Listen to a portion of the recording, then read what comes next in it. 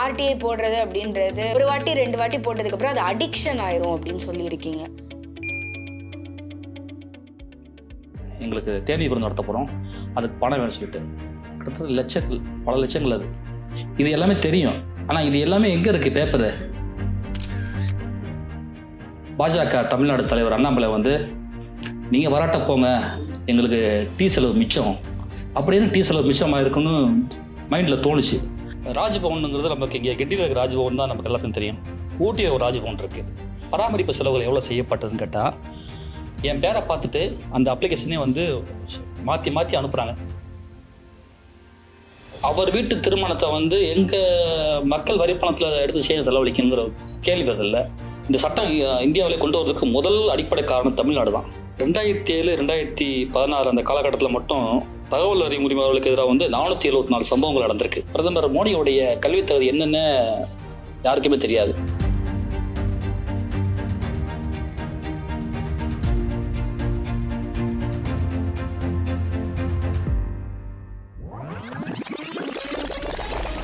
வணக்கம், welcome to pen speaks. நான் கார்த்திகா ஹரிஹரன்.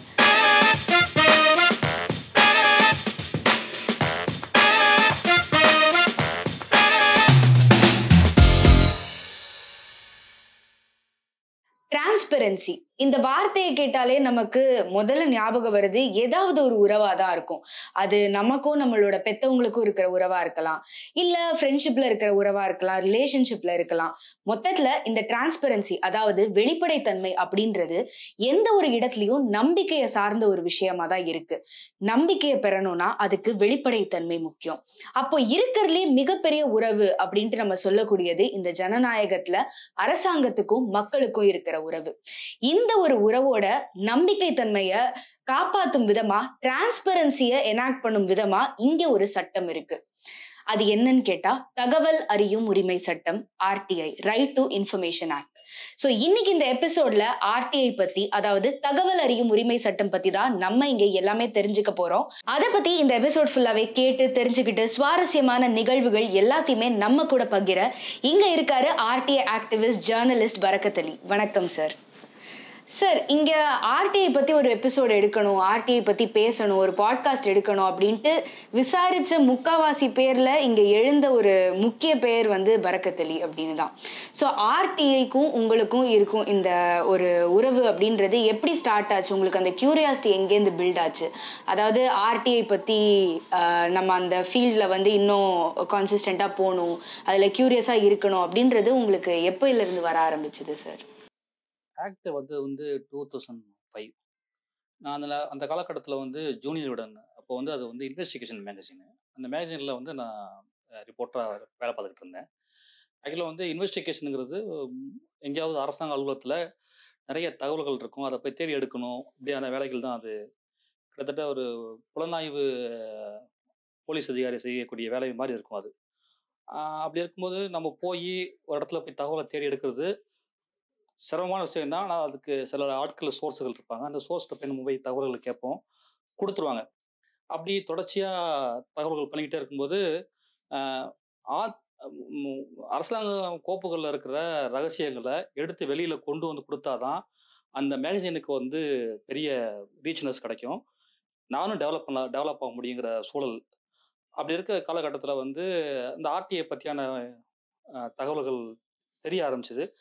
அது கேட்டால் தகவல்கள் கிடைக்குமா அப்படிங்கிறான ஒரு சந்தேகம் எனக்குள்ளே இருந்துச்சு, ஒரு ஜேர்னலிஸ்டாக இருக்கும்போது கூட.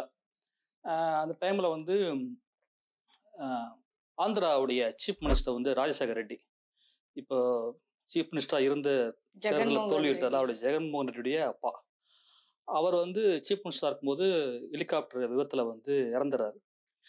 அப்போ வந்து ஒரு தமிழ்நாட்டில் ஒரு ஹெலிகாப்டர், ஒரு விமானம் அரசாங்குடைய, தமிழ்நாட்டு அரசுடைய செலவில் இருக்கு.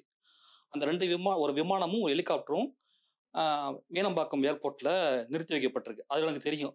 ஆனால் அந்த விமானத்துக்கும் அந்த ஹெலிகாப்டருக்கும் எவ்வளவு செலவாச்சு, எவ்வளவு எரிபொருள் கொடுத்துருப்பாங்க, பைலட்டுடைய பேர் என்ன, பைலட்டுக்கு எவ்வளவு சம்பளம், ஒரு மாதம் நிறுத்தி வைக்கிறதுக்கே வாடகை அப்படின்லாம் பெரிய எல்லாமே வந்து எனக்கு தெரிஞ்ச சோர்ஸு அவர்கிட்ட இருக்கு. ஆனால் அவர் எனக்கு தரமாட்டேன்ட்டார். அது அவர்கிட்ட பேப்பராக இருக்குன்னு சரி சொல்லிட்டு இது கடந்து போயிடலாம் அப்படின்னு நான் நினைக்கல. என்னன்னா இது வாங்கணும் அப்படின்னு நினைக்கும் போது தான் அங்கே இருக்கிற ஒரு அதிகாரியே சொன்னார், நீ எனக்கு தெரிஞ்ச நண்பர் தான், உங்கள்கிட்ட கொடுத்துருவேன், ஆனால் என்னால் கொடுத்தா நான் மாட்டிக்குவேன். அப்படி இருக்கும்போது என்ன செய்யலாம்னு சொல்லும்போது அவரே ஒரு ஐடியா கொடுக்குறாரு. ஆர்டிஐல போட்டு வாங்கிக்கோங்க, நான் உங்களுக்கு கொடுக்கறது ரெக்கார்டாக இருக்கும், நீங்களும் தப்பிச்சுக்கலாம் நானும் தப்பிச்சுக்கலாம் அப்படின்னு ஒரு ஐடியா சொல்கிறார். அப்போ தான் தமிழ்நாடு அரசுடைய விமானம் எப்போ வாங்கப்பட்டுச்சு, ஹெலிகாப்டர் எப்போ வாங்கப்பட்டுச்சு, பைலட்டுடைய நேம் என்ன, எவ்வளவு எரிபொருள் 10 வருஷத்துக்கு எவ்வளோ செலவு பண்ணிக்க, இது எல்லாத்தையும் கேட்டு அதான் அந்த ஹெலிகாப்டரும் அந்த விமானமும் பயன்படுத்தப்படாமலேயே சும்மா நிறுத்தி வைக்கப்பட்டு அவ்வளவு கோடிக்கணக்கில் செலவுகள் செஞ்சு அதை வீணாக்கிட்டாங்க. அப்படி ஒரு விஷயம் தகவலை நான் ஆர்டிஐல கேட்டோடனே நான் எவ்வளோ போராடி கஷ்டப்பட்டு இது பண்ணோம், என் வீட்டுக்கே வந்துச்சு அந்த தகவல் பேப்பர் எல்லாமே. அதுதான் எனக்கு ஆச்சரியமாயிடுச்சு, என்னடா இவ்வளவு வீட்டுக்கே ஒரு பேப்பரோட வருது எல்லாமே அப்படின்னு பார்த்தோம் தான் சரி தொடர்ச்சி ஆர்டிஐ போட முடிவு பண்ணு. Okay sir. சார், உங்களுடைய புத்தகம் தகவல் அறியும் உரிமை சட்டம், இந்த புத்தகம் ரொம்ப வருஷங்கள் ஆயிடுச்சு. ஆனா எளிமையா யாரு படிச்சாலுமே ஈஸியா புரியக்கூடிய பாணியில ஆர்டிஐ பத்தியும் கேசஸ் பத்தியும் அதை சுவாரஸ்யமா எப்படி இருக்க முடியும்? அதாவது பொதுவாவே அந்த புக்கை படிச்சுட்டு இது ஒரு தியரி புக்கு, இல்ல இல்ல என்ன அந்த கேஸை பத்தி போட்டிருக்காங்க, எப்படி வந்ததுன்னு போட்டிருக்காங்கன்னு கடந்து போயிடாம எல்லாருமே எளிமையா படிச்சு தெரிஞ்சுக்கிற விதத்துல அந்த புக் இருந்தது. நானும் ரொம்ப வருஷங்களுக்கு முன்னாடி அது படிச்சுதான் எனக்கும் ஆர்டிஐன்னு ஒரு ஆக்ட் இருக்கு, அதுல இத்தனை நுணுக்கங்கள் இருக்கு அப்படின்னு தெரிய வந்தது. சோ நீங்க அந்த புக் எழுதுறப்போ உங்களுடைய அனுபவம் எப்படி இருந்தது சார்? எதனால ஆர்டிஐ பத்தி ஒரு புக் எழுதணும் அப்படின்ட்டு நீங்க நினைச்சீங்க? நான் இந்த ராஜசேகர ரெட்டியுடைய கதையை சொல்றேன்ல, அது மாதிரி தொடர்ச்சியா அடுத்தடுத்து நிறைய ஆர்டிஐ போட்டுக்கிட்டே இருந்தேன். விகடன் எனக்கு அப்போ நேமே ஆர்டிஐ பறக்கத்திலே புலனாய்வு புலி அப்படின்னு பட்டப்பேர் கொடுத்துட்டு இருந்தாங்க. நிறைய ஆர்டிஐ ஆக்டிவிட்டிஸ் இருக்காங்களா, அவங்க கூட நான் தொடர்பில் இருந்தேன். எனக்கு என்னென்ன ஆர்டிஐ மேல பெரிய புரிதல் வர ஆரம்பிச்சிருச்சு. என் வீட்டுக்கே தகவல் தேடி வந்துருது. நான் எதுக்கு போய் அரசாங்க அலுவலகத்தில் போய் தெரிஞ்சவங்ககிட்ட போய் கெஞ்சிக்கிட்டு அங்கே இருக்கிற ஆளுங்கிட்ட சோர்ஸுக்கு சில டைமில் பணம்லாம் கொடுத்து நாங்கள் இது தகவலை வாங்குவோம். அதெல்லாம் தேவையில்லாமல் ஒரு 10 ரூபா கோர்ட் ஸ்டாம்ப் ஒட்டிருந்தோம், என் வீட்டுக்கே தகவல் வந்துடுவோடனே இது எனக்கு ஒரு ஆச்சரியத்தை ஏற்படுத்த ஆரம்பித்த உடனே நான் ஆர்டிஐ ஆர்வலர் இருக்காங்களா அவங்க கூட பழக ஆரம்பித்தேன். அதில் பழக்கமானவர் தான் கோபாலகிருஷ்ணன் ஒருத்தர். அவர் தொடர்ச்சியாக ஆர்டிஐ தகவல் வாங்கிட்டே இருந்தார். அவர் வாங்கி வாங்கி வச்சிருப்பார். அதை எங்கே எக்ஸ்போஸ் பண்ணுன்னு தெரியாமல் இருந்தார். அப்போ நான் அவர்கிட்ட போய் என்னெல்லாம் இந்த மாதம் என்ன போட்டிருக்கீங்க, அடுத்த மாதம் என்ன போட போறீங்கன்னு சொல்லிட்டு அவர்கிட்ட கேட்டு நானே சில விஷயங்களை இது போட சொல்லி அவர்கிட்ட தகவல் வாங்கிட்டு இருந்தேன். தொடர்ச்சியாக அவர்கிட்ட போய் இருக்கும்போது நிறைய தகவல்கள் வாங்கிடும்போது கடந்த காலங்களில் நடந்த நிறைய ஊழல்கள், இந்த வீட்டு வசதி வாரியத்தில் நடந்த ஊழல்கள் எல்லாமே அவர் எக்ஸ்போஸ் பண்ணார். அப்போ தொடர்ச்சியாக பண்ணிக்கிட்டே இருந்தபோது நானும் ஆர்டிஐயில் மனு போட்டு ஸ்டோரி பண்ணிகிட்டே இருந்தேன். அப்போ ஆஃபீஸில் என்ன சொன்னாங்க, விகடன் பிரசுரங்கிறதுல அவங்க ஒரு புக்கு ரெடி பண்ணலாம் அப்படின்னு முடிவு பண்ணுறாங்க. ஏன்னா ஆர்டிஐ அப்போ எல்லாருக்கும் ஒரு பெரிய ரீச் போய்கிட்டு இருக்கு. சரி அவர் புக்கு போடலான்னு கோபாலகிருஷ்ணன் எழுத வைக்கலாம் அப்படின்னு ஒரு முடிவு பண்ணுறாங்க. கோபாலகிருஷ்ணன் வாங்குற பொறுப்பு என்கிட்ட அப்போ ஜூனியருடைய பொறுப்பாசிரியர் இருந்த திருமாவேலன் கலைஞர் டிவியில் இருக்காரு. அவர் எனக்கு அதை சொல்றாரு. நான் கோபாலகிருஷ்ணனை போய் பார்த்து சொல்றேன். அவர் என்ன சொல்றாரு, எனக்கு மனுதான் போட தெரியும், இதோடைய கதைகள் எனக்கு கொஞ்சம் தான் தெரியும், பெருசா இல்லை, ஆனால் நான் ஏதோ தகவல் தர்றேன், அதை வச்சு நீங்கள் மேக்கப் பண்ணிக்கன்னு சொன்னார். ஆனால் அவர்கிட்ட தொடர்ச்சியாக போகும்போது அவருக்கும் சில பணிகள் இருந்ததுனால அவர் பண்ண முடியாமல் போயிடுச்சு. ஆஃபீஸில் கேட்டே இருந்தாங்க, பேசாமல் நீங்களே எழுதிருங்க அப்படின்னு சொன்னாங்க. சரி சொல்லிட்டு அதுக்காக ஒரு தொடர்ச்சியாக ஆர்டிஐ ஆட்களாவே பார்க்க போனால் எனக்கு ஆர்டிஐடைய மனு போட தான் தெரியும், அது மட்டும் தெரியும். ஆர்டிஐடைய பழைய வரலாறுகள் எதுவுமே எனக்கு தெரியாது. ஆனால் அது தேட ஆரம்பித்த உடனே இன்னும் ஆழமாக போய் தகவல்கள் கிடைக்க ஆரம்பிச்சிச்சு, ஆர்டிஐ எப்படி உருவாச்சுன்னு சொல்லிட்டு. அப்படி தான் அந்த புக்கு எழுதுறதுக்கான கான்செப்டை அந்த புக்கை எழுதி முடித்தோம். அந்த புக்கை எழுதும்போது கூட அப்போ நான் 2011 அந்த புத்தகம் வெளியானது, தகவல் அறியும் உரிமை சட்டம். அந்த புத்தகம் அந்த காலகட்டத்தில் ஒரு 4-5 புத்தகங்கள் வந்திருக்கும் ஆர்டிஐ பற்றியான தமிழில். ஆங்கிலத்திலையும் தமிழ்லையும் முழுக்க சட்ட சம்மந்தப்பட்ட புத்தகம் கூட வந்துச்சு. அது எல்லாத்தையும் படிக்கும்போது எனக்கு ஒரே ஒரு விஷயம் மட்டும் தான் படிச்சு, அது எல்லாமே செக்ஷன் கிளாஸு இப்படின்னே இருந்துச்சு. இது யாருக்கும் புரியும், எளிமையா புரிய வைக்கணும்னு சொல்லிட்டு தான் எதையுமே இல்லாம அவங்க பாமர மொழியில என்ன விஷயம் அவங்களுக்கு போய் ரீச் ஆகுமோ அந்த விஷயத்த நான் எடுத்துக்கிட்டேன். ரொம்ப கலைக்கியலா ஒரு பத்திரிக்கையில ஒரு கட்டு எழுதுவோம்ல, அந்த மாதிரி எழுதுனா அவங்களுக்கு புரியும் சொல்லிதான் அந்த புத்தகத்தை எளிமையாக்குறதுங்கிற விஷயத்த கொண்டு வந்து அந்த புத்தகம் எழுதி முடிச்சோம். ஆர்டிஏ அப்படின்னு ஒண்ணு கொண்டு வந்ததே மக்களுக்கும் அரசாங்கத்துக்கும் இருக்கிற அந்த கேப்பை வந்து பிரிட்ஜ் பண்ணி ஒரு வெளிப்படைத்தன்மையை வந்து அதிகரிக்க தான் அந்த ஆக்டே கொண்டு வரப்பட்டுச்சு. ஸோ அது யாருக்காக பயன் பெறுமோ அவங்க வந்து அதை ஈஸியா அணுகிற மாதிரி இருக்கணும்னா அதை பத்தின புரிதல் அவங்களுக்கு அவங்களுடைய மொழியில வந்து ரொம்ப இயல்பா கிடைக்கிற மாதிரியான விஷயமா இருக்கணும். அது நீங்க ரொம்ப சிறப்பா செஞ்சிருக்கீங்க. நிறைய படிச்சு எங்களுக்கு ஆர்டிஐ பத்தி நிறைய தெரிய வந்திருக்கு அப்படின்ட்டு இங்க சொல்றவங்க எத்தனையோ பேர் இருக்காங்க. இப்ப ஆர்டிஐ அப்படின்ட்டு நம்ம எடுத்து பாக்குறப்போ சார், இப்போ இந்தியன் கான்ஸ்டிடியூஷனை எல்லாருமே ஒரு விஷயத்துக்கு ரொம்ப பாராட்டுவாங்க. எக்கச்சக்க கிரிட்டிசிசம்ஸ் ஒரு பக்கம் இருந்தாலும் கான்ஸ்டிடியூஷன் டிராஃப்ட் பண்ணப்பவே எல்லாருக்கும் ஓட்டுரிமை அப்படின்னு கொண்டு வரப்பட்ட ஒரு கான்ஸ்டிடியூஷன் இந்தியன் கான்ஸ்டிடியூஷன். பல வல்லரசு நாடுகள்ல கூட அதுக்கு போராடி பல ஆண்டுகளுக்கு பிறகுதான் எல்லாருக்குமே சம ஓட்டுரிமை அப்படின்னு கொண்டு வரவே பட்டது. ஆனா இந்தியன் கான்ஸ்டிடியூஷன் இந்தியன் இண்டிபெண்டன்ஸ்க்கு உடனடியாவே எல்லாருக்குமே ஓட்டுரிமைன்னு கொடுத்துட்டாங்க. அப்படி ஒரு சில விஷயங்கள்ல வந்து ரொம்ப நம்மள பாராட்டக்கூடிய விஷயமா இருந்தாலும் இந்த வெளிப்படைத்தன்மை அப்படின்ற ஒரு விஷயத்தை மேம்படுத்துற இந்த ஆர்டிஐ தகவல் அறியும் உரிமை சட்டம் வந்து கான்ஸ்டிடியூஷன்ல ஒரு அங்கம் ஆகிறதுக்கு, ஒரு ஆக்ட் ஆகுறதுக்கு எவ்வளவு போராட்டங்களை கடந்து வந்திருக்கு, அது எவ்வளவு விஷயங்களை சந்திச்சிருக்கு. அது இயல்பா ஒரு நாள்ல இல்ல ஒரு சில செஷன்ஸ்ல வந்து அது ஆக்ட் ஆயிடல. அதுக்கு பின்னாடி பல போராட்டங்களும் பல பேருடைய குரலுமே இருக்கு. சோ அத பத்தி சொல்ல முடியுமா சார்? இதுக்கு பின்னாடி என்ன வரலாறு? இந்திய சுதந்திர போராட்டம் எதுக்கு நடந்துச்சுன்னு கேட்டா, பொதுவா பப்ளிக் என்ன சொல்லுவாங்கன்னா, அடிமை சங்கிலியில வந்து நம்ம இருந்தோம், அவங்ககிட்ட அடிமையிலேருந்து ரிலீஃப் ஆகிறதுக்காகத்தான் வந்து இந்திய சுதந்திர போராட்டமே நடந்துச்சு. நான் 1947 இந்தியா சுதந்திரம் அடைஞ்சதுக்கு அப்படின்னு சொல்லுவாங்க ஒரு வரியில தான். ஆனா அடிப்படை என்னன்னா, ஆங்கிலேயர்கள் நம்மளை வந்து அடிமைப்படுத்தி மட்டும் வைக்கல, பேச்சுரிமை எழுத்துரிமை 2 விஷயம் இருக்குல்ல, அதை வந்து அவங்க தடை பண்ணிட்டாங்க.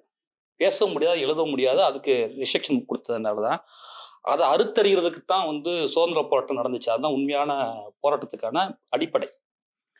சுதந்திரம் கிடைச்சதுக்கு அப்புறம் இந்தியன் கான்ஸ்டியூஷன்ல இப்போ வந்து இந்தியன் கான்ஸ்டியூஷனுடைய 75ஆம் ஆண்டு கொண்டாட்டம் நடந்துட்டு இருக்கு. அப்போ 19வது அட்டவணையில பேச்சுரிமை எழுத்துரிமை நம்ம எதுக்காக சுதந்திரம் வாங்குறோமோ அந்த கான்செப்ட் அதுதான் அந்த அட்டவணையில சேர்க்கிறாங்க. பேச்சுரிமை எழுத்துரிமையும் எல்லாத்துக்கும் இந்தியர்கள் அத்தனைக்கும் உண்டுன்னு. இது அடிப்படை, அரசியல் சட்டத்துல அடிப்படை. இதோட தொடர்ச்சியா தான் வந்து 2மே கொடுத்தா போதுமா, அவன் வந்து ஒரு பப்ளிக் வந்து பேச்சுரிமை எழுத்துரிமை கிடைச்சிட்டா மட்டும் போதாது.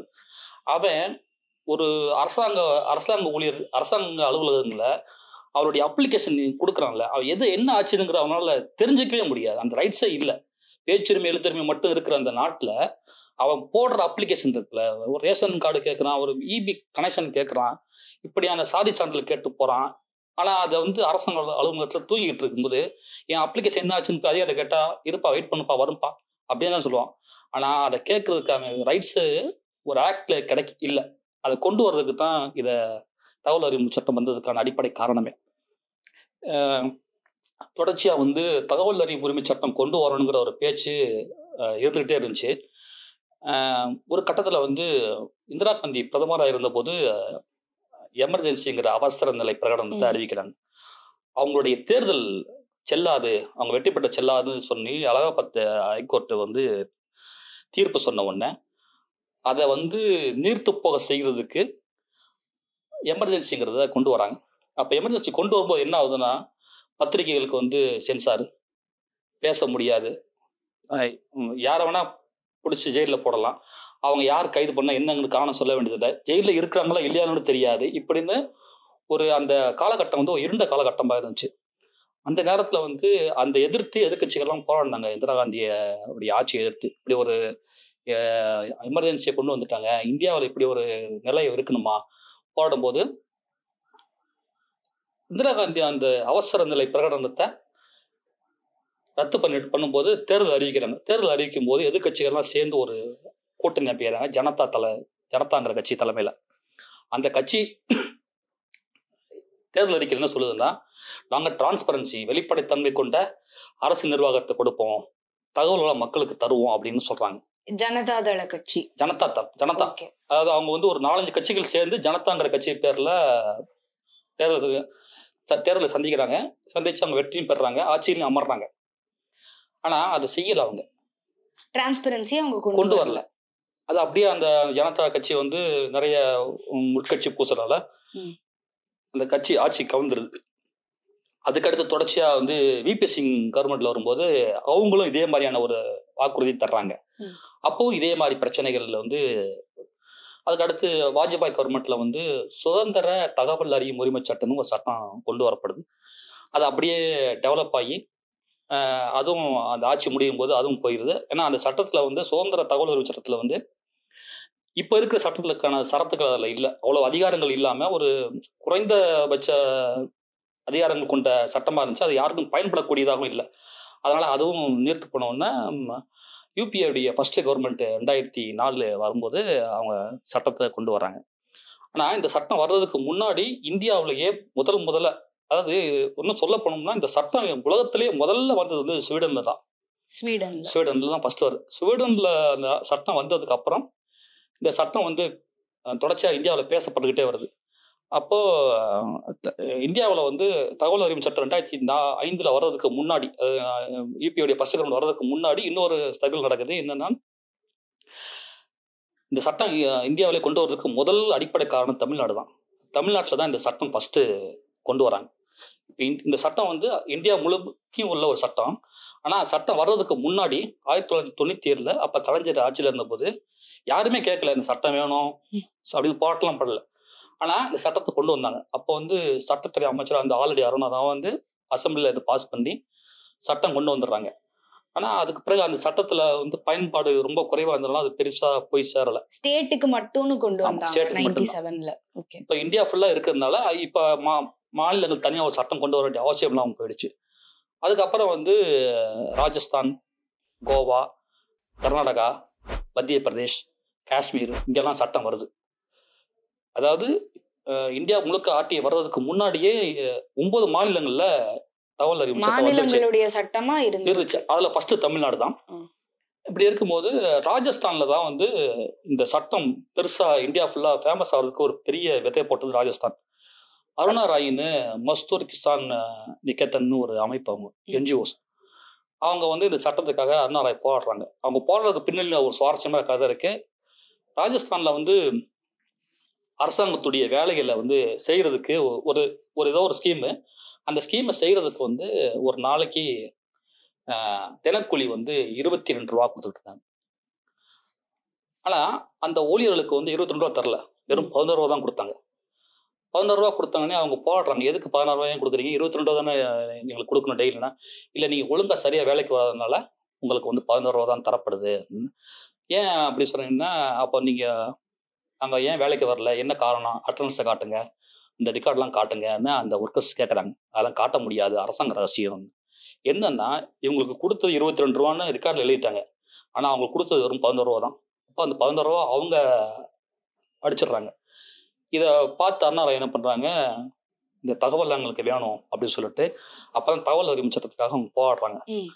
தொடர்ச்சியாக அருணா ராய் போராடி ஆரம்பிச்சு அதுக்கப்புறம் வந்து அந்த மூமெண்ட்ல வந்து இப்போ டெல்லி முதலமைச்சராக இருந்த அரவிந்த் கெஜ்ரிவால் இவங்கெல்லாம் வந்து என்ஜிஓஸ் எல்லாம் சேர்ந்து இந்த இந்தியாவில் அந்த சட்டம் கொண்டு வரணும்னு ஒரு போராட்டம் நடக்குது. அப்போதான் வந்து வாஜ்பாய் ஒரு சட்டம் கொண்டு வராது, அது வந்து சரியா இல்லாமல் யூபியில் ஒரு சட்டம் கொண்டு வர்றதுக்கான முயற்சி பண்ணும்போது சட்டம் பார்லிமெண்ட்ல வச்சிடறாங்க. 2004 இவங்க ஆட்சிக்கு வந்த அந்த ஆண்டுலேயே.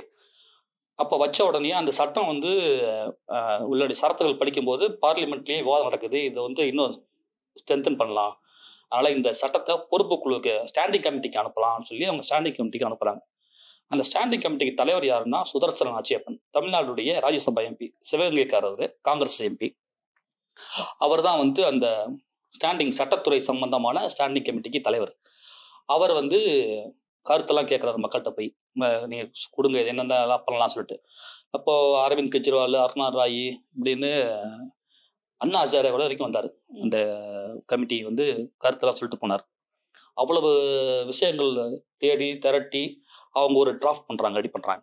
அந்த டிராஃப்ட் வந்து கடைசியில் வந்து அந்த இன்னும் சொல்ல போனால் அந்த டிராஃப்டில் வந்து ஆர்டிஐயில் தகவல் தராத அரசு ஊழியர்கள் இருக்காங்கல்ல, அவங்கள கைது கூட செய்யலாம் அப்படின்னு டிராஃப்ட்லாம் பண்ணி கொடுத்தாங்க. பட் சில இதை எடுத்துட்டு சரி அவங்களுக்கு வந்து ஃபைன் மட்டும் போடலாங்கிற அளவுக்கு வந்து அந்த சட்டம் 2005 அவங்களுக்கு வருது. இது நீங்க சொல்றப்பதான் தெரியுது இதுல தமிழ்நாட்டுக்கு இவ்வளவு பெரிய பங்கு இருக்கு. இல்ல இந்தியால இந்த ஒரு சட்டம் இயற்றுறதுக்கு முன்னாடியே கலைஞர் ஆட்சியில தமிழ்நாட்டுல வந்து இந்த சட்டம் கொண்டு வந்திருக்காங்க. அது நடைமுறையில இருந்திருக்கு அப்படின்றதே இப்ப நீங்க சொல்லிதான் சார் தெரியுது. சோ ஆர்டிஐ அப்படின்ட்டு எடுத்து பாக்குறப்போ 2004ல 5ல இது வந்து சட்டம் ஆகுறப்போ எல்லாமே ரொம்ப கியூரியஸா இருந்திருப்பாங்கல்ல. ஓ இப்படி ஒரு சட்டம் வந்திருக்கா, நம்ம என்ன தகவல் வேணா தெரிஞ்சுக்கலாமா அப்படின்ட்டு சிட்டிசனுடைய அந்த கியூரியாசிட்டியால நடந்த ஏதாவது கேசஸ் இருக்கா? முதல் ஆர்டிஐ கேஸ் இல்ல வந்து ரொம்ப சுவாரஸ்யமான இன்ட்ரெஸ்டிங்கான சாமானிய மக்களுடைய ஆர்டிஐ கேசஸ் ஏதாவது இருக்கா சார்? ஸோ வந்து அதிகமாக பயன்படுத்த வந்து ஆக்டிவிட்டிஸ் தான். அவங்களுக்கு தான் அது பெரிய வரப்பிரசாதமாக இருந்துச்சு. பப்ளிக்கு வந்து அதை எப்படி பயன்படுத்தணுங்கிறதுக்கான புரிதல் அப்படிலாம் இல்லை. அப்போ தொடர்ச்சியாக அவங்க தகவல்கள்லாம் கேட்க ஆரம்பிச்சு போட்ட உடனே அதுலேருந்து ஊடகங்கள் எக்ஸ்போஸ் ஆக ஆரம்பித்த உடனே தான் ஆஹா இப்படி ஒரு சட்டம் இருக்குங்கிறது பப்ளிக் போய் ரீச் ஆகுது. எனக்கு சரியா நினைவில்லை எந்த ஒரு பெரிய விஷயங்கள் அப்போ பூகம்பமாக வெடிச்சு எக்ஸ்போஸ் ஆச்சுன்னு தெரியல. ஆனால் அது தொடர்ச்சியாக வந்து அதை பற்றியான தகவல்கள் வர வர வர அதில் ரொம்ப சுவாரஸ்யங்கள் கிடைக்க ஆரம்பிச்சு அது வந்து பப்ளிக் கையில் இருக்க ஆரம்பிச்சாங்க. ஆர்டிஐ கதைகள்னு நீங்கள் போட்டிங்கன்னா இந்த 2005 இன்னைக்கு வரைக்கும் லட்சக்கணக்கில் ஒரு கதைகள் சொல்லி ஒரு டெலிஃபோன் டைரக்டரி அளவுக்கு பெரிய ஒரு புக்கே போடலாம். அவ்வளவு கதைகள் இருக்கு. ஆனால் எல்லா கதைகளுமே வந்து அந்தந்த மக்களுக்கு தனிப்பட்ட முறையில் சில விஷயங்கள் சாதனையாக கிடச்சி அது அப்படியே இதாக போயிடும். டெல்லியில் ஒரு லேடி வந்து அவங்க வந்து ரோட்டில் வந்து இட்லி விற்று சம்பாதிச்சுட்டு இருந்தாங்க. அங்கே வந்து ரேஷன் அரிசி வந்து ரேஷனில் கொடுப்பாங்க. இந்த அம்மா போகும்போதெல்லாம் வந்து அந்த அம்மா பேர் வேணின்னு நினைக்கிறேன். அவங்க வந்து ரேஷனில் போய் கேட்டால் அவங்களுக்கு இல்லை. ஏன்னா அவங்க ரொம்ப அடித்தட்டு மக்கள், அவங்கள ஏமாத்திடலான்னு சொல்லிட்டு அரசு ரேஷன் கடை ஊழியர்கள் வந்து அவங்கள மாதம் மாதம் பொருள் தர மாட்டாங்க. அப்போ வந்து அப்போல்லாம் சொல்கிறேன் அந்த அம்மாட்ட இப்போ வந்து இது மாதிரி வந்து எனக்கு 6 மாதமாக ரேஷன் பொருளே தரமாட்டேட்டாங்க, என்ன செய்யறதுன்னு தெரியல, நான் வந்து கம்ப்ளைண்ட் கொடுக்க போகிறேன் அப்படின்னு சொன்னோடனே என்ன வேணும்னா மனு எழுதி போடுங்க அப்படின்னோடனே இதெல்லாம் பழைய இதுமா, நீ ஒரு அப்ளிகேஷன் ஆர்டிஐயில் போடுமா உடனே வந்துடணும்னா இந்த அம்மா வந்து ஆர்டிஐயில் அப்ளிகேஷன் போடுது. வேணி என்பவருக்கு கடந்த 6 மாதத்தில் வழங்கப்பட்ட ரேஷன் பொருட்களுடைய அளவு எவ்வளவு, இந்த அம்மா எப்போ எந்தெந்த தேதியெல்லாம் வந்து ரேஷன் பொருள் வாங்கினாங்க அப்படின்னு கேட்ட உடனே அப்ளிகேஷன் வந்து அங்கே போய் அப்படியே பெண்டிங்கில் கிடக்கும் போதே அந்த ரேஷன் ஊழியர்கள் வந்து இந்த அம்மா வீட்டுக்கு வந்துட்டாங்க. வந்து அம்மா ஆர்டிஐ இது வாபஸ் வாங்குமா, நான் எல்லாத்தையும் கொடுத்துறேன் சொல்லிட்டு 6 மாதம் பொருளையும் சேர்த்து கையில் கொடுத்து போயிட்டாங்க. இப்படின்னு நிறைய சுவாரஸ்யங்கள் இருக்கு இதுல. நான் படிச்சதுல எனக்கு ரொம்ப ரீசெண்டா சுவாரஸ்யமா தெரிஞ்ச ஒரு விஷயம், பிரைம் மினிஸ்டர் மோடி அவர்களுடைய டிகிரியை வந்து டெல்லி யூனிவர்சிட்டியில கேட்டு ஒருத்தங்க ஆர்டிஐ போட்டு அது ஒரு பெரிய பிரச்சனையாகி பேசு பொருளாயிருக்கு. பிரதமர் மோடியுடைய கல்வி தகுதி என்னன்னு யாருக்குமே தெரியாது. ஆனா அவருடைய அதிகாரப்பூர்வ வெப்சைட்ல எம்ஏ பொலிட்டிக்கல் சயின்ஸ், அவர் வந்து பிஏ வந்து குஜராத் யூனிவர்சிட்டிலையும் டெல்லி எம்ஏ வந்து டெல்லி யூனிவர்சிட்டிலையும் படிச்சதா இன்னைக்கு வரைக்கும் ரெக்கார்டு, அதுதான் அவர் வெளியே சொல்றது. ஆனா அரவிந்த் கெஜ்ரிவால் என்ன போடுறாருன்னா இந்த மாதிரி வந்து என்ன படிச்சிருக்காருன்னு கேட்டா டெல்லியில வந்து யூனிவர்சிட்டியில் வாங்கும்போது மோடிங்கிற ஒருத்தர் படிச்சிருக்காரு. ஆனா நரேந்திர மோடி இல்லை, வேற ஒரு மோடி. அந்த டிகிரி சர்டிஃபிகேட்டை வந்து கொண்டு போய் ரிப்போர்ட்டர்ஸுக்கு முன்னாடி யார் காட்டுறாருன்னா அமித்ஷா காட்டுறாரு. இதுதான் ஒரிஜினல், இது பாருங்க. அந்த ஒரிஜினல் கொடுத்து காமிக்கிறாங்கல்ல, அது ஒரிஜினல் இல்லை, அது ஃபேக்கு. ஏன்னா அந்த மோடி படித்த காலத்தில் அந்த ஃபாண்ட்டே இல்லை இப்படின்னு அதில் வந்து அந்த மார்க் டோட்டல் பண்ணி பார்த்தோம்னா அதில் வேரியேஷன் இருக்கு. இப்போ இதை கொண்டு போய் காமிச்சு அவங்க எக்ஸ்போஸ் ஆகிறாங்க. மோடி படிக்கவே இல்லைங்கிறத அரவிந்த் கெஜ்ரிவால் வந்து உறுதிப்படுத்துறாரு. அதனால அவருக்கும் இன்னைக்கு வரைக்கும் அந்த கேஸ் நடந்துட்டு இருக்கு. என்ன பிரச்சனைனா, ஒரு பிரதமர் எங்க யூனிவர்சிட்டியில படிச்சாருன்னா அது எவ்வளவு பெருமைக்குரிய விஷயம். அந்த யூனிவர்சிட்டியில வந்து முகப்பில் அந்த சர்டிஃபிகேட்டை மாட்டி வச்சிருப்பாங்க. அப்படியான இது வந்து குஜராத் யூனிவர்சிட்டிலையும் மெட்ராஸ் டெல்லி டெல்லி யூனிவர்சிட்டிலையும் கிடைக்கல. இது வந்து இவ்வளவும் தொடர்ச்சியாக இன்னொன்று என்னன்னா அப்ளிகேஷன் போடலாங்க, மோடியோடைய டிகிரி வேணும்னு சொல்லிட்டு குஜராத் யூனிவர்சிட்டி தர முடியாது, பிரதம அலுவலகத்துக்கு சம்மந்தப்பட்டது சொன்னாங்க. இவர் வந்து கமிஷன் ஆணையத்துக்கு போறாரு, இன்ஃபர்மேஷன் கமிஷனுக்கு. அவங்க ஆர்டர் போடுறாங்க, யாருக்கு? பிரைம் மினிஸ்டர் ஆஃபீஸுக்கு. உடனே கொடுங்கன்னு. பிரைம் மினிஸ்டர் ஆஃபீஸுக்கு கமெண்ட் பண்றதுக்கு சுப்ரீம் கோர்ட்டுக்கே வந்து பவர் இருக்கு. ஆனா அதுவும் ரேரா நடக்கக்கூடிய, சுப்ரீம் கோர்ட்டே எங்களுக்கு ஆர்டர் போட முடியாது, ஆஃப்டர் ஆல் ஒரு இன்ஃபர்மேஷன் கமிஷன் எங்களுக்கு ஆர்டர் போடாதுன்னு அந்த வெறுப்பு இன்னைக்கு வந்து ஆக்ட்ல நிறைய மாற்றங்கள் வர்றதுக்கு காரணமாயிடுச்சு.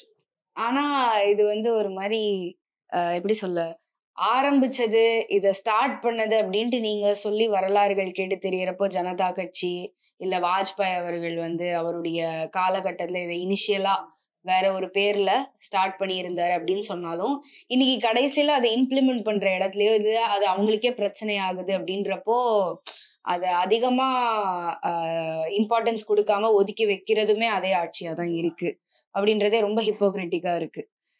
இப்போ இம்பார்ட்டன்டான கேசஸ் அப்படின்னு எடுத்து பாக்குறப்போ சார், உங்க கரியர்ல நீங்க ஆர்டிஐ, நீங்க இன்வெஸ்டிகேட்டிவ் ஜேர்னலிசம் பண்ணுறப்போ நிறைய ஆர்டிஐ போட்டு அதுல இருந்து இன்ஃபர்மேஷன் வாங்கி நீங்க எழுதியிருப்பீங்க. ஸோ அதுல உங்களுக்கு குறிப்பா இந்த ஒரு கேஸ், இந்த ஒரு கதை வந்து ரொம்பவே இம்பார்ட்டன்ட் ஆனது அப்படின்ட்டு நீங்க சொல்லணும்னா எதை பகிர்வீங்க? இல்ல அப்படியே நான் தனியா எதையுமே வச்சுக்கிறது இல்லை. பெரும்பாலும் எல்லாமே வந்து அது சுவாரஸ்யம் இருக்கணும், மக்களுக்கு போய் தகவல் போய் சேரணும் மட்டும்தான் பார்ப்பேன்.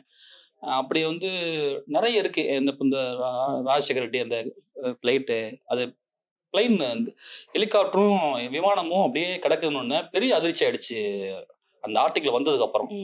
அவ்வளவு ரீச் ஆகி எனக்கு வந்து ஃபோன் கால்ஸ் வந்து பாராட்டுகள் கிடைச்சது. ஏன் இவ்வளவு இது போட்டு வச்சிருக்கீங்க, இதை வித்துருங்க அப்படின்ற அளவுக்கு அது போயிடுச்சு. இப்போ சமீபத்தில் சொல்றதா இருந்தா, ஆளுநர் ரவி வந்து தொடர்ச்சியா வந்து தமிழ்நாட்டுக்கு எதிரான சில விஷயங்களை அவர் பண்ணிக்கிட்டே இருக்காரு.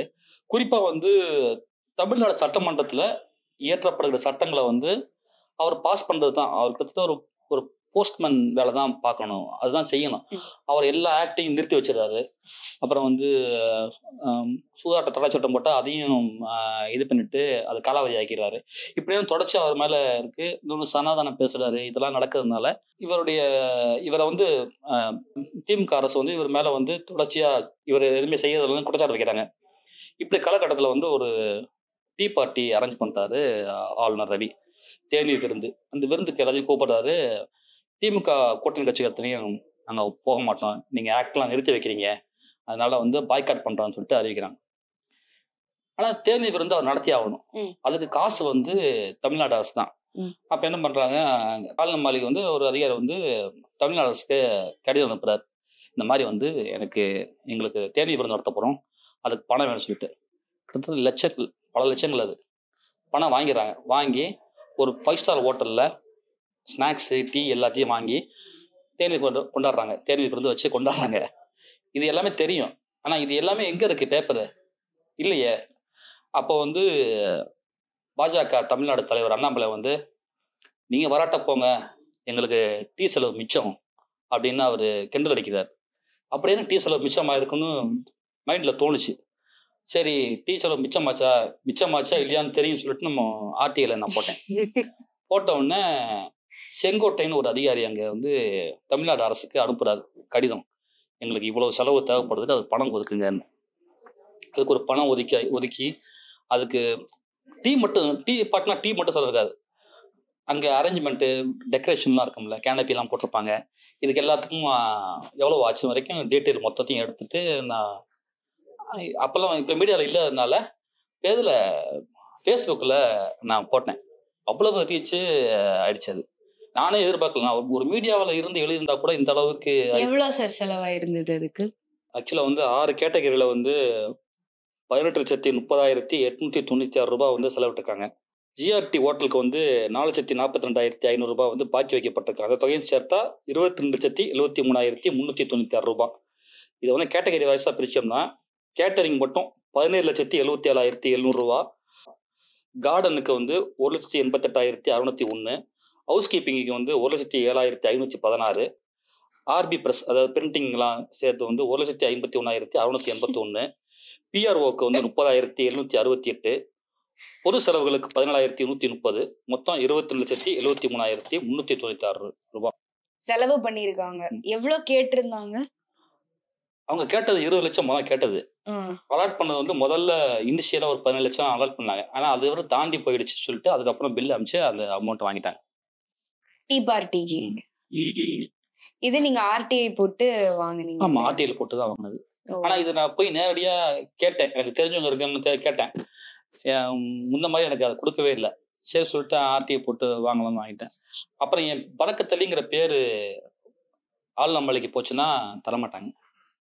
அப்படி இந்த போட்டதுக்கு அப்புறம் வந்து தொடர்ச்சியா இது பெரிய டிபேட் ஆயிடுச்சு. நானே எதிர்பார்க்கல. என்னன்னா அண்ணாமலை என்ன சொன்னாரு, இந்த மாதிரி வந்து அவங்க வரட்ட பரவாயில்ல, எங்களுக்கு எக்ஸ்பென்சிவ் மிச்சமாகும். அதாவது இவர் பணம் மிச்சமாகிற மாதிரி பேசுறாரு. அந்த பணம் வந்து இவர் பணம் இல்லை, ஆளுநருடைய பணமும் கிடையாது. மத்திய அரசு வந்து ஆளுநருடைய நேரடி பார்வையில் இருக்கிற ஒரு ஆளுநர்.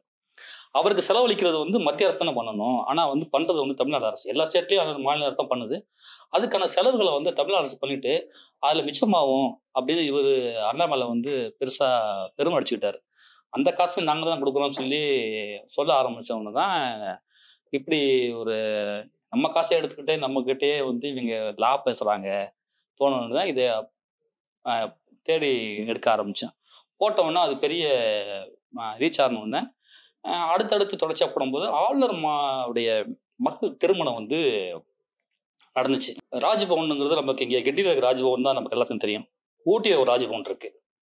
அந்த ராஜ்பவன் வந்து பிரிட்டிஷ் ஆட்சியில கட்டப்பட்ட ஒரு பெரிய அரண்மனை. அவ்வளவு நம்ம வந்து பொட்டானிக்கல் கார்டன் இருக்குல்ல ஊட்டியில், அதுக்கு பேக் சைடில் அந்த அரண்மனை. நீங்க இமேஜ் தேடி பார்த்தீங்கன்னா கூகுளில் அவ்வளவு பிரம்மாண்டமா இருக்கும் அந்த மாளிகை. என்ன வசதி இல்லைன்னு மட்டும் அங்கே கேட்கலாம். அவ்வளோ வசதிகள் அங்கே இருக்கு. அவ்வளோ அந்த மாளிகையில் யார் தங்க முடியும்னா தமிழ்நாட்டு ஆளுநர். வேற ஆளுநர் தங்க முடியாது. ஜனாதிபதி, பிரதமர், இந்த 3 பேர் தான் அங்கே தங்க முடியும். முதலமைச்சர் நினைச்சாலும் அங்கே தங்க முடியாது. தமிழ்நாட்டு முதலமைச்சர் அங்கே தங்க முடியாது. அதுக்கான செலவுகள் எல்லாத்தையும் தமிழ்நாடு அரசு தான் செய்யுது. ஆனால் அந்த 3 புரோட்டோக்காலில் அந்த 3 பேருக்கு மட்டும்தான். ஆளுநரோட கிடையாது. ஏன்னா தமிழ்நாட்டு ஆளுநருங்களால அது தமிழ்நாட்டு அந்த ராஜ்பவன் இருக்கிறதுனால அங்க அவருக்கு அலோடு. ஜனாதிபதி தங்கலாம், பிரதமர் தங்கலாம். அப்படிப்பட்ட இடத்துல வந்து அவரு வீட்டு திருமணத்தை நடத்துறாரு. பொண்ணோட திருமணம் நடக்குது. அது இயல்பு. ஒரு ஆளுநர் வீட்டுல திருமணம் நடத்துறது பிரச்சனை இல்லை.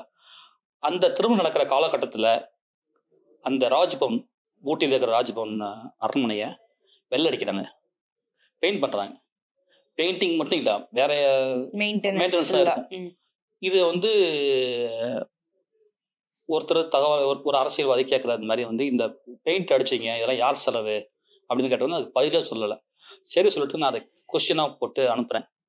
இந்த மாதிரி வந்து ஊட்டி ராஜ்பவனுக்கு இந்த குறிப்பிட்ட காலகட்டத்தில் அவருடைய மகள் திருமணம் அதெல்லாம் எதையுமே நான் கேட்கல. குறிப்பிட்ட காலகட்டத்தில் இந்த பராமரிப்பு செலவுகள் எவ்வளோ செய்யப்பட்டதுன்னு கேட்டால் என் பேரை பார்த்துட்டு அந்த அப்ளிகேஷனே வந்து மாற்றி மாற்றி அனுப்புகிறாங்க. இங்கேருந்து இன்னொரு அதிகாரிகள் இருப்பாங்க.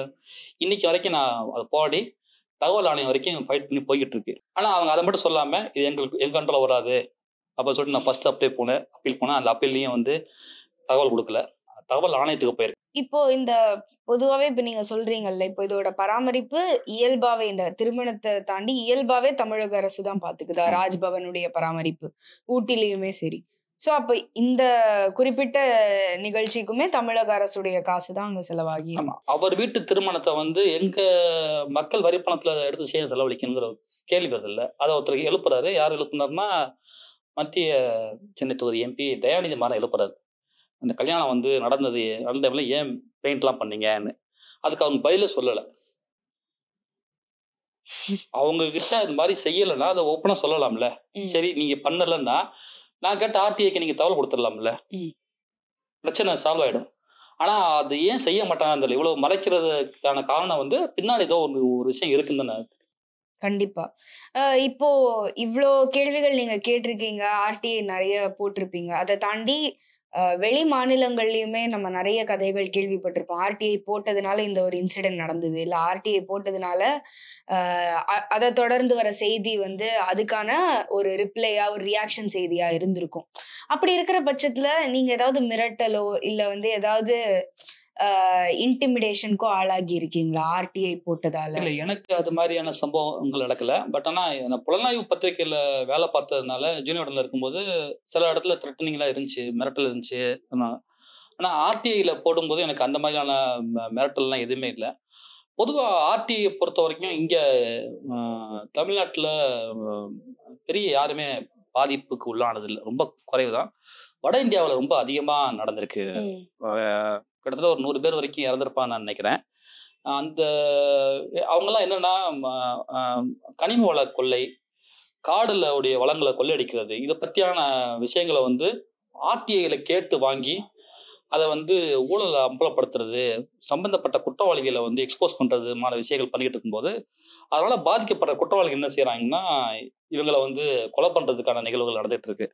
அப்படி அந்த மாதிரி சம்பவங்கள்ல ஒரு பாஜக எம்பியே நேரடியாக சம்பந்தப்பட்டு ஹைகோர்ட் தண்டனை விதிச்சு சுப்ரீம் கோர்ட்ல தப்பிச்சிட்டாரு. அதுவும் நார்த் இந்தியாவில் மட்டும்தான் இந்த மாதிரியான மிரட்டல், இந்த மாதிரி சம்பவங்கள் இருக்கும். 2007, 2016 அந்த காலகட்டத்தில் மட்டும் தகவல் அறியும் உரிமையாளர்களுக்கு எதிராக வந்து 474 சம்பவங்கள் நடந்திருக்கு. இதுல வந்து தகவல் அறியும் உரிமை போராளிக்கு எதிராக 213 மிரட்டல்கள், மிரட்டல் மட்டுமில்லை துன்புறுத்தலும் இருக்கும். அந்த மாதிரியான விஷயங்கள் இருக்கு. 165 பேர்கள் வந்து காயமடைஞ்சிருக்காங்க.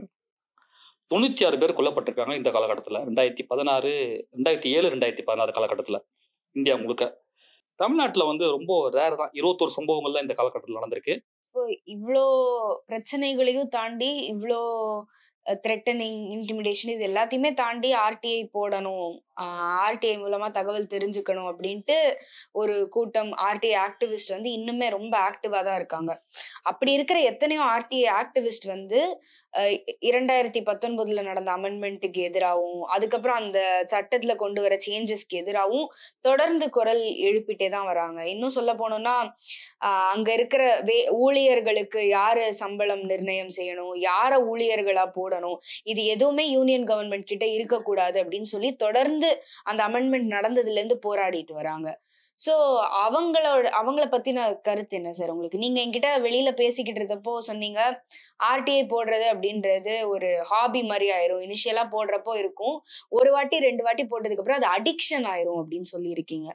சோ அப்படி அதையே ஒரு ஹாபியாவும் அது சமூக நலனுக்காகவும் யோசிக்கிற ஆர்டிஐ ஆக்டிவிஸ்ட் தொடர்ந்து இந்த கவர்மெண்ட் மேல யூனியன் கவர்மெண்ட் மேல வைக்கிற குற்றச்சாட்டே ஆர்டிஐ எப்படியா ஸ்கிராப் பண்ணும் அப்படின்னு அவங்க நினைக்கிறாங்கன்றதுதான். சோ அந்த அமெண்ட்மெண்ட்ஸ் பத்தி நீங்க என்ன சொல்லணும்னு நினைக்கிறீங்க? பிறகு தொடர்ச்சியா இந்த ஆக்ட் வந்து அவங்க இந்த யூபிஐ 1, யூபிஐ 2 கவர்மெண்ட் நடக்கிற நிறைய விஷயங்களை எக்ஸ்போஸ் பண்ண ஆரம்பிச்சோம்னா, என்னடா நம்மளே சட்டம் கொண்டு வந்து நம்ம பெரிய குடைச்சல் கொடுக்குற அளவுக்கு நொந்து போயிட்டாங்க.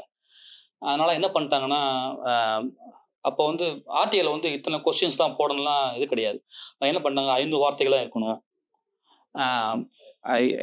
தகவல் பல பக்கங்கள் இருந்தால் அதுக்கான காசை வந்து சம்மந்தப்பட்ட நபர்கள் வந்து அதிக அளவில் கொடுக்கணும்.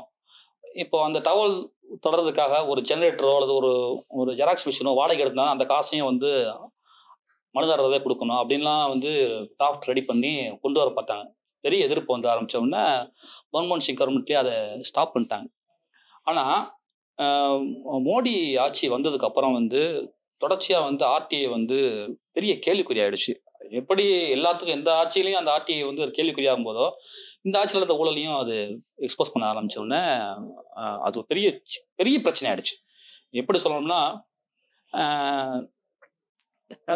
2014 நாடாளுமன்ற தேர்தல் பிரச்சாரத்தில் மோடி பேசுறாரு, வெளிநாட்டில் இருக்கிற கருப்பு பணத்தெல்லாம் எல்லாத்தையும் கலெக்ட் பண்ணி இந்தியா கொண்டு வந்தால் ஒவ்வொருவருடைய இந்தியருடைய வங்கி கணக்குலையும் 15 லட்சம் போட முடியும் அப்படின்னு சொல்றாரு. இது வந்து அவர் 2014 தேர்தல் பிரச்சாரத்தில் பேசிட்டு ஆட்சிக்கு வந்துடுறாரு. வந்ததுக்கப்புறம் இந்த 15 லட்சம் இருக்குல்ல, அது இன்னைக்கு வரைக்கும் ட்ரோல் ஆகுது. சினிமா, வாட்ஸ்அப்பு, எல்லா மீம்ஸாக அது உலகிக்கிட்டே இருக்குது. அவ்வளவு அந்த 15 லட்சம் எல்லாருக்கும் அப்படியே தோணுச்சுன்னா, ஒரு ஆளுக்கு வேற மாதிரி தோணுச்சு. ராஜஸ்தானில் வந்து ஒரு நபருக்கு அவர் என்ன பண்ணாரு, இந்த 15 லட்சம் எப்போ கிடைக்கும் எனக்கு அப்படின்னு ஆர்டிஐல போடுறாரு. இது இந்த ட்ரோலுக்கு முன்னாடி இது பெரிய ட்ரோலா இருக்குது. அவர் என்ன சீரியஸா கேட்டாரா இல்ல கிண்டலா கேட்டாரான்னு தெரியல, போட்டாரு. ஆனா அதுக்கு பதிலே வரல. இது ஒரு சம்பவம். அடுத்து தொடர்ச்சியா மோடி வெளிநாட்டுக்கு போயிட்டே இருக்காரு. வெளிநாட்டுக்கு போனா அதுக்கு செலவுகள் எவ்வளவு சொல்லி கேட்குறாங்க. அப்போ ஏர் இந்தியாவில் தான் அவர் போயிட்டு இருந்தாரு. ஏர் இந்தியா நிறுவனம் என்ன சொல்லிடுச்சு, இந்த மாதிரி தகவல் தரக்கூடாதுன்னு பிரதமர் அலுவலகம் சொல்லிடுச்சு அப்படின்னு சொன்னோடனே இவர் அப்பீலுக்கு போறாரு.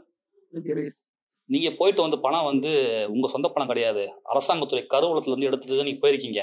ஆனா அந்த பணத்துக்கு எவ்வளவு செலவாச்சுங்கிறத மனுதாரருக்கு தெரிவிங்கன்னு தகவல் ஆணையம் ஆர்டர் போடுது பிரைம் மினிஸ்டர் ஆபீஸ்க்கு. வேற வழியில் நம்ம அதை கொடுக்குறாங்க. அதுக்கப்புறம் மோடி தன்னை ப்ரொமோஷன் பண்றதுக்காக விளம்பரங்கள் பண்றாரு. விளம்பரம் பண்ண ஆரம்பிச்சோம்னா 2014 இருந்து 16 காலகட்டத்துல மட்டும் ஒரு நாளைக்கு 1.4 கோடி ரூபாய் விளம்பர செலவு பண்ணிருக்காரு அவர். இது ஆர்டிஐல வருது. விளம்பர செலவு அப்படின்றது கட்சி பணத்துல இல்ல, கவர்மெண்ட். அதாவது இந்த மோடி பத்தியான ப்ரொமோஷன், மோடி இந்த ஸ்கீம் கொண்டு வந்தாரு, மோடி ஆகா ஓஹோ அப்படின்னு நிறைய பேப்பர்ல விளம்பரம், டிவியில ஆடு இதெல்லாம் வரும்ல. அதுக்கு எத்தனைக்கும் 2014 இருந்து 2016 வரைக்கும் ஒரு நாளைக்கு 1.4 கோடி அளவுக்கு செலவு சொல்லி ஆர்டிஐல வருது. இதுக்கப்புறம் அவருடைய டிகிரி அது சேலஞ்ச் ஆகுது.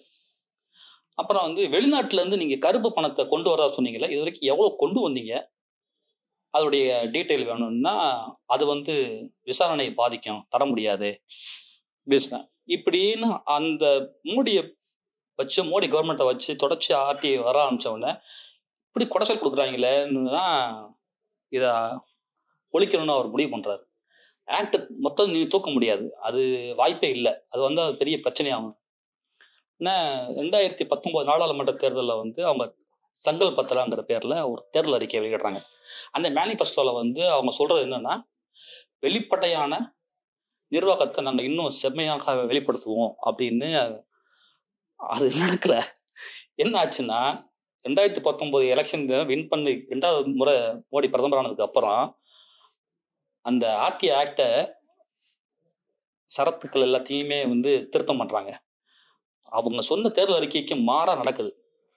போன உடனே என்னன்னா, முதல்ல எங்க பிரச்சனை வரும்னா, ஒரு ஆர்டிஐ ஒரு ஆள் மனு போடுறாருன்னா அவர் மனு தகவல் கொடுப்பாங்க. பிஐஓ பப்ளிக் இன்ஃபர்மேஷன் ஆஃபீஸர், தமிழ்ல பொது தகவல் சொல்லுவாங்க. அவரோட தகவல் கிடைக்கும்.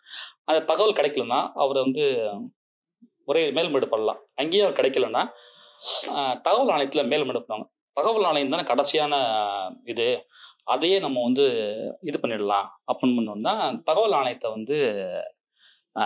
திருத்தங்கள் கொண்டு வராங்க. அந்த தகவல் அதுக்கு என்ன சொல்றாங்கன்னா, இந்த தகவல் ஆணையங்கள் எப்படின்னா, இப்போ பிரைம் மினிஸ்டருக்கு பதவி பிரமாணம் செஞ்சு வைக்கிறது ஜனாதிபதி, சுப்ரீம் கோர்ட் சிஜேக்கு பதவி பிரமாணம் செஞ்சு வைக்கிறது ஜனாதிபதி. அதே மாதிரி தமிழ்நாட்டில் முதலமைச்சருக்கு பதவி பிரமாணமும் உயர்நீதிமன்ற தலைமை நீதிபதிக்கு பதவி பிரமாணம் செய்கிறது ஆளுநர்.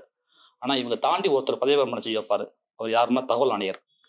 தகவல் ஆணையருக்கு பதவி பிரமாணம் செஞ்சு வைக்கிறது ஆளுநரும் ஜனாதிபதியும் தான். இங்க மாநில தகவல் ஆணையத்துக்கு ஆளுநர், அங்க ஜனாதிபதி டெல்லியில. அவ்வளவு பவர்ஃபுல்லான அந்த போஸ்ட் அது. அந்த போஸ்ட்டை சுப்ரீம் கோர்ட் சிஜேக்கு நிகரானது, எலெக்ஷன் கமிஷன் சீஃப் எலெக்ஷன் கமிஷனருக்கு பதவிக்கு நிகரானது. ஆனா அதுக்கு நிகர் கிடையாது அது அப்படின்னு ஆக்ட்ல திருத்தம் கொண்டு வராங்க.